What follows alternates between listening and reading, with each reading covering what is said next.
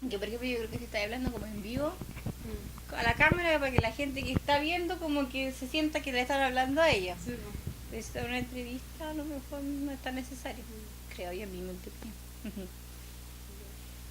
¿Listo? ¿Santiago? Ya. Bueno, María José, primero, obviamente igual quiero preguntarte un poco cómo fue el entrar y estar detenida, pero obviamente si hay cosas que tú no me quieres contar, Sí, no las cuentas, ya. ¿no? Pero, ¿por qué? ¿Cómo entraste? ¿Por qué delito? Por tráfico de droga y asociación ilícita, que en el fondo fue mi papá desde la cárcel, como que dirigía un poco el asunto del tráfico hacia afuera, y mi mamá y yo quedamos como cómplices y coautoras también del delito por el tema del tráfico. ¿Tu Y, papá continuó en vida? sí, mi papá le queda tiempo, porque mi papá está haciendo una condena de como veintitantos años más o menos.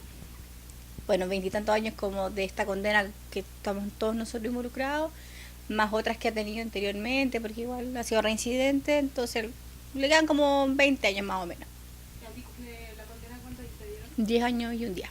¿Y estuviste mucho? No, yo entré a la cárcel en 2007, perdón, y estuve hasta el 2012, sí, 2012 como condena efectiva, que en el fondo es la cárcel, el CPF, que uno lo conoce como cárcel efectiva. Después estuve en un set semiabierto que se abrió ese mismo año, el 2012. Y ahí estuve por lo menos 3 años con beneficio para poder salir a estudiar y todo, y después tuve la condicional ¿A qué edad entraste a los 18 años. hoy día tienes? Ahora ya tengo 29. 29. 29. Bueno, y cuéntame, ¿cómo fue la experiencia de estar allá? O sea, me imagino dura, pero ¿cómo eran las condiciones? Si nos puedes retratar cómo era ese Bueno, en proceso. general, bueno, era la primera vez que yo me enfrentaba a una situación así. Tenía 18 años y claramente yo nunca en mi vida había estado, bueno, excepto por mi papá, que él ya había tenido como condenas y todo, pero de visita solamente. Y cuando yo era chica era como un tema como, vamos a ver a tu papá que está casi que en un internado, y uno iba y se sentaba en una mesa como a comer algo y chao. Pero viví la experiencia así como en primera persona, fue bastante crudo, porque de primera, no sé, pues, son cosas tan básicas que cuando a ti te detienen, no sé, pues te sacan los cordones, te sacan tu ropa interior, porque te podéis como ahorcar en una celda. eh, Tenéis que dormir como en un metro cuadrado, porque yo por lo menos estuve como 3 días en la PDI, y ahí obviamente ya empezó como todo lo más rudo. Pero claro, pues fue impactante, o sea, yo tenía 18 años, tenía como otra mentalidad. Yo ahora lo veo que era una niña. A lo mejor no era una niña inocente de 12 años, pero de ver ahora que yo lo veo para atrás, era una niña. Y fue bien duro porque me enfrenté con gente que era totalmente distinta a mí, eh, que ya estaba acostumbrada a ese mundo, eh, o recibir de repente retos, o por ejemplo, de las gendarmes que inevitablemente tienen que quizás ser más rudas. Yo ahora lo veo así, y como de seguir unas normas que yo no estaba acostumbrada, pues después de vivir una vida como una adolescente normal, a tener que estar en un círculo cerrado, ver a las mismas personas, no tener mis comodidades, y aparte estaba con mi mamá, pues entonces era como bien crudo, ¿Estaban porque en la misma celda? sí, nosotros cuando llegamos como a un patio que se llama, bueno, no sé si todavía existirá, pero se llama Esperanza, que es de un patio como de primeriza, ¿ya? Que se estila que en el fondo son como de bajos delitos, o personas que son como primera vez que están detenidas, que no son como reas complejas. Y después de eso, como estuve como unos 5 o 6 meses ahí con mi mamá. Y después de eso, como nosotros igual, ahora hay un tema de una ley, perdón, que si tú eres imputada, en el fondo no te puede pasar nada, porque se presume la inocencia. Entonces por ese lado como que tratan de cuidarte un poco, y se sabía que nosotros veníamos como, éramos varias personas que estábamos involucradas en el delito. Nos llevaron a un centro de seguridad que está dentro de la cárcel, que se llama CEAS. No sé si todavía existe, pero es Centro de Alta Seguridad, así se llama. Y ahí era mucho más encerrado, porque eran celdas como de 2x2 más o menos, donde tú ahí ponías tu cama, y nosotros con mi mamá coincidió que pusimos un camarote para poder quedar juntas en la misma celda, porque se supone que es para una pura persona, pero nosotros claramente preferíamos estar juntas que que en celdas separadas. Y ahí claramente era más complejo porque era más encerrado.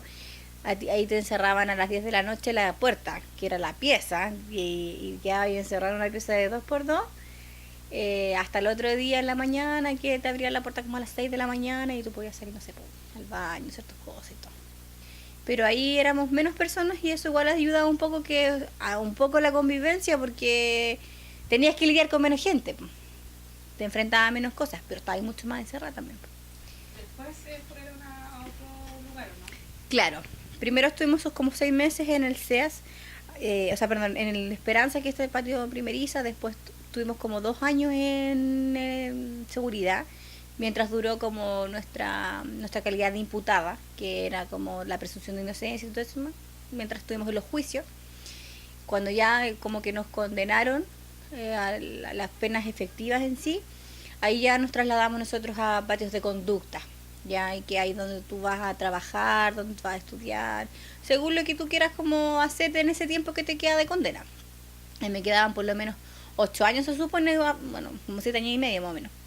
Y ahí nosotros nos cambiamos a un patio que se llama Pabellón, que es de trabajo, que también se supone que son personas que están como que tienen mejor conducta, que tratan de hacer como algo más productivo en la estadía. Y ahí yo me puse a trabajar.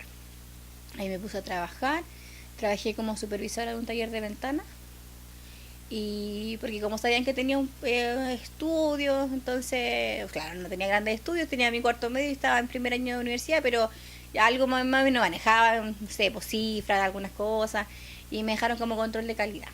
Y ahí estuve trabajando por lo menos 2 años, y ahí traté como de sobrellevar un poco la condena, porque en el fondo yo me levantaba en la mañana, como cualquier persona, iba a trabajar, llegaba a almorzar a la casa, porque le servíamos la casa, que en el fondo era donde nosotros vivíamos con mi mamá.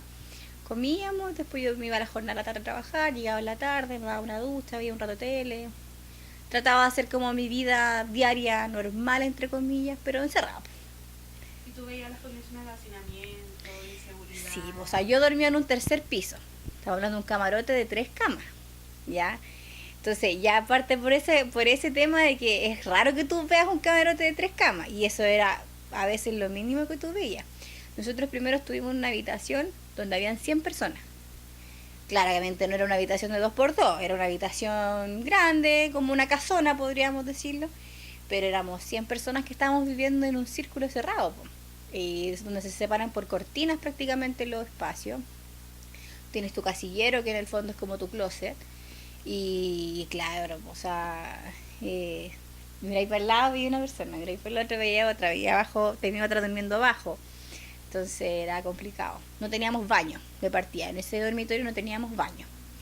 Solamente eran las camas y tus ropas.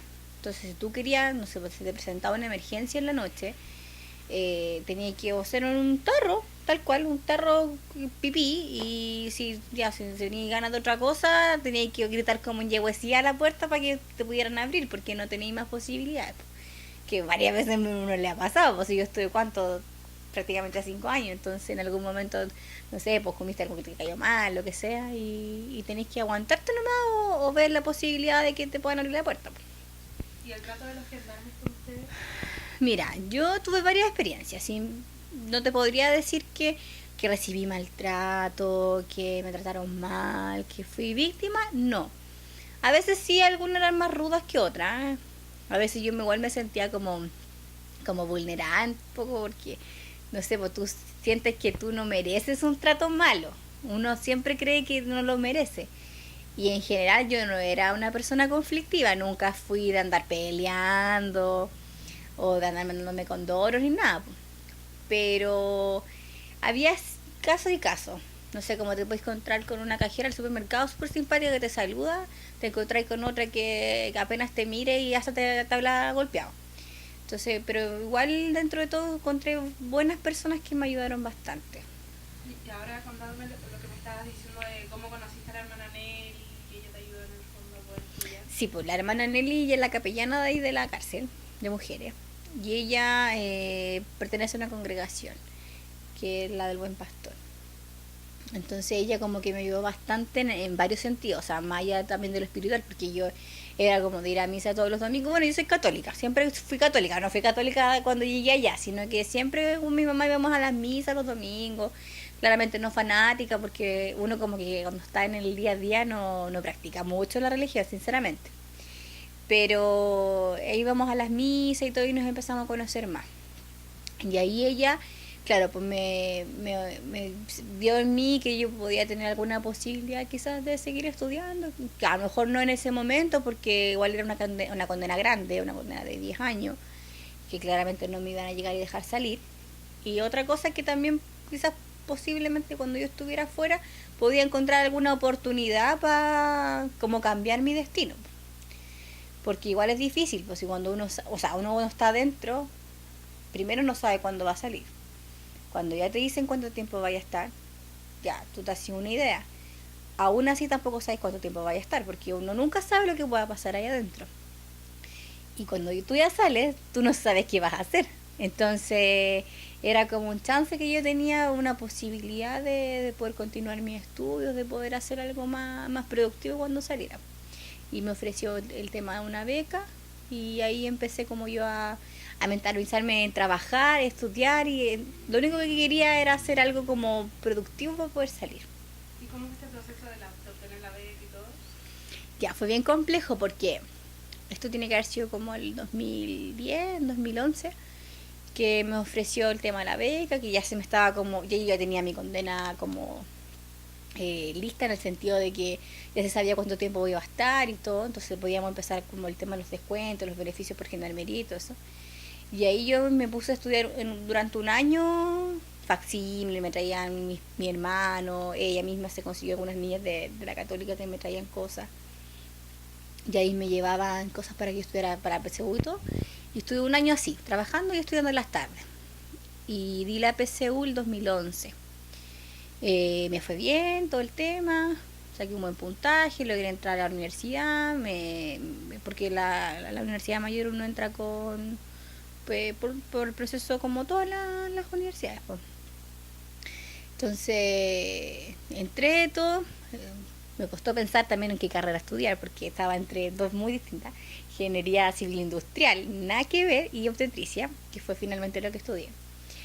Y ahí me acuerdo que me fui a matricular, fui con un gendarme de civil, todo el tema, y no me dejaron salir a estudiar. De gendarmería considero que que me faltaba tiempo para tener algún beneficio y que no era confiable, pues finalmente tú eres un número en algún momento. Eres una persona que cometió un delito, que tiene tantos años que cumplir y que quizás tenía el riesgo yo de arrancarme, quizás no sé, tantas cosas que pueden ser factores asociados a que no me dejaran salir. Y ahí finalmente cuando yo me eché a morir, sinceramente. O sea, yo todo mi positivismo que había tenido, todo el apoyo que había considerado que tenía hasta ese momento, como que a mí se me derrumbó. Porque yo sentía que yo había tratado de hacer las cosas lo mejor posible, tenía una pega, que nunca falté, o sea, en el sentido de que siempre rendí lo mejor que pude. Estudié por mi cuenta, di una prueba que me fue bien, logré matricularme, hice tratar de hacer todas las cosas bien y no me dejaron salir. Así que ya fue un año como bien negro, bien oscuro. Fue uno como de los años más duros que yo viví, aparte del tiempo que no sabía cuánto tiempo iba a estar, que fue de imputada, fue uno de los más duros. Y ahí se creó justamente ese año un proyecto que es un set semiabierto que está ahí ubicado en la calle Yico con Canadá, muy cerca del CPF, para personas que quisieran como tener algún tipo de reinserción en la sociedad, trabajando, estudiando y todo, y era la idea de ese proyecto llevar a mujeres que cumplieran con algunas condiciones y pudieran salir diariamente o de ciertos horarios para hacer su proyecto de vida.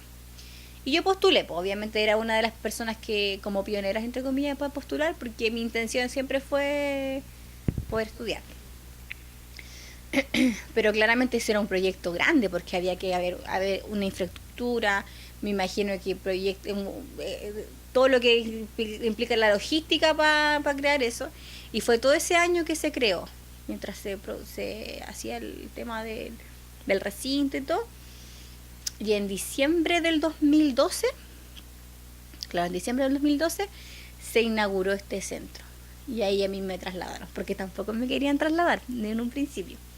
Porque igual me quedaba tiempo, entonces era el riesgo de que si yo salía, porque tú tenías una reja como un colegio. De hecho el recinto, no, ustedes no lo conocieron, pero si tú lo ves por fuera, tú piensas que es un colegio. Ya, rejas chicas, o sea, no hay alambres de púa, gendarmes en la puerta, nada de esas cosas. De hecho, es una reja, no es un portón, no es una pared. Entonces igual era el riesgo ese. Y ahí yo tuve que hablar con el director regional de en ese tiempo, Camilo algo, no me acuerdo ya el nombre, igual han pasado años. Y él me entrevistó y todo, y como que trató de, yo creo que es de conocerme un poco antes de dar como el visto bueno, ¿no? Y me dejaron cambiarme. Y yo partí en diciembre del 2012 ahí en tercer semiabierto y me matriculé nuevamente, me conservaron la beca porque tuve que hacer un montón de trámites, tuve que mandarle cartas a todo el mundo, mandar cartas desde la directora de la carrera hasta un abogado que tengo entendido que ve todo este tema de las becas, porque igual era un año como que yo había faltado nomás, como que yo me matriculé y nunca fui. Yo aparecía, me imagino que en ese momento con mis compañeros como ausente, pues decían, yo aparecía en las listas, pero nunca fui, pues. Entonces estaba como desertora. Ni siquiera como que había congelado, porque yo no podía ni siquiera hacer los trámites para congelar, pues si no podía, estaba encerrada, pues, literalmente. Y ahí me volví a matricular, me dieron el chance para volver a matricularme, para reincorporarme nuevamente como alumna de primer año y partí estudiando en marzo del 2013.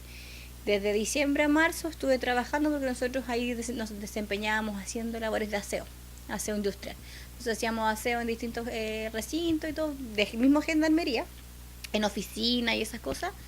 Y estuve trabajando, eso es como la temporada de verano, por decirlo, y en marzo ya partí estudiando. ¿Por qué obstetricia? Mira, dentro de las dos posibilidades, como te decía, tenía la ingeniería porque me encantan los números.